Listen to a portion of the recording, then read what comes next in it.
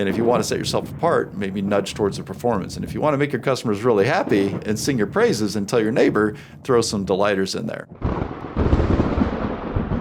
So we know the product owner in Scrum needs to prioritize or order the product backlog, right? The product owner is ultimately responsible for where this product's going and for creating clarity on what we're gonna do next with this product. And so the question then becomes, how does a product owner actually do that? Like, you're looking at a product backlog, you're overwhelmed by all the possibilities and things that you could do in this product. Let's give our product owners some tips on how they can start prioritizing effectively. What do you guys think? I do have an idea. It's one of the techniques that we'll bring out in the product backlog management skills workshop that we teach as well. And I need to get actually the correct way to pronounce it, but Kano or Kano model. I think it's the Kano model. But it was devised in the early 80s by a professor with the same name, Noraki, I believe, Kano. But now we have this more or less a grid in which you can look at work there's three main criteria. Is something a must-have? Is something a delighter? Or is something more of a performance type of situation? And then we use the example of like the original iPhone is a good example of how the fundamental phone functions are going to be must-haves. Nobody's going to want anything other than like what all phones have done for all of time. And then you look at the delighters and said, oh, by the way, it has an app. And you're like, what? That is exciting. And for the first iPhone ever, that was like thrilling, right? But at some point in time, that becomes like obvious, and now that becomes a must-have. So the Kano model is a really cool way, I think, to just look at things from a two-dimensional perspective. You kind of spread things out. You can look at things that are must-haves, things that are potential delighters, and then you've got the performance pieces, which are going to usually be the differentiator between like the standard stuff, but ours is standard and better. So using that technology model once again, maybe instead of storage is 100 gigabytes, we have 250 gigabytes. We're that much better. 256. I should probably go that route. But you get the idea.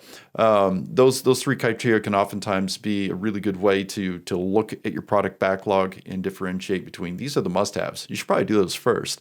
And if you want to set yourself apart, maybe nudge towards the performance. And if you want to make your customers really happy and sing your praises and tell your neighbor, throw some delighters in there. So, Kano model. Wow, that's a hard one to follow. That's a great model.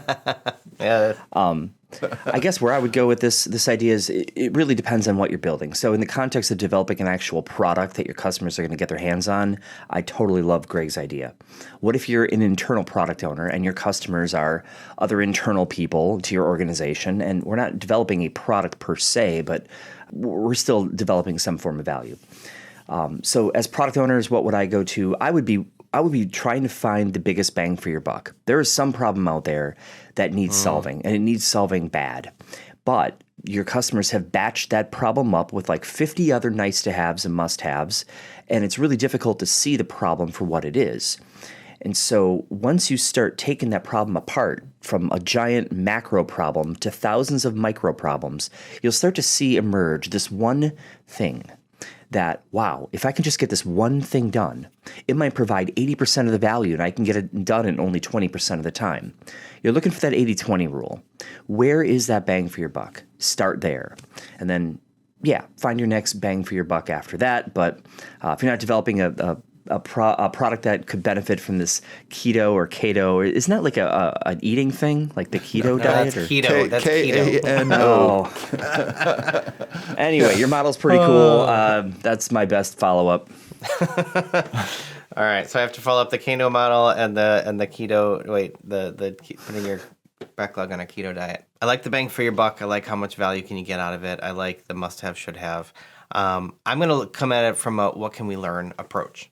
So if you think of delivering some features on your product backlog or some value, solving some problems on your product backlog, every one of those is an opportunity to learn. If you actually create a done increment and you put it in front of your customer, like you should be doing with Scrum, either releasing it, to the marketplace, or at the very least, having customers review it in the sprint review. There are some things some assumptions that you probably have wrong. I shouldn't even couch it with probably.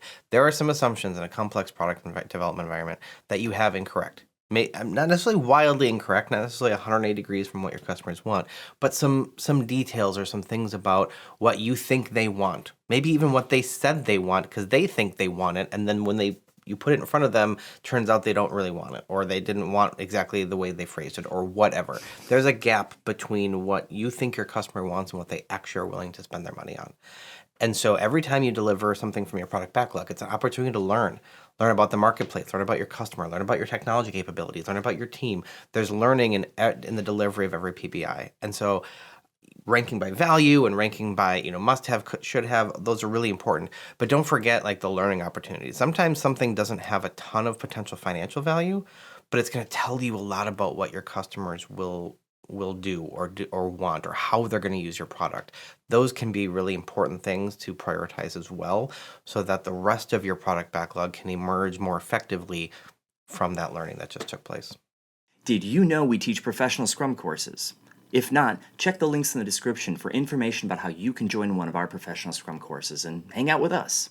All right, you know the drill. This is YouTube after all, so this is where I ask you to click the thumbs up, click the subscribe button, hit the bell, or whatever else YouTube's come up with these days for you to get our videos delivered to you. Or even better, in our description below, there's a link where you can get these videos delivered straight to your inbox.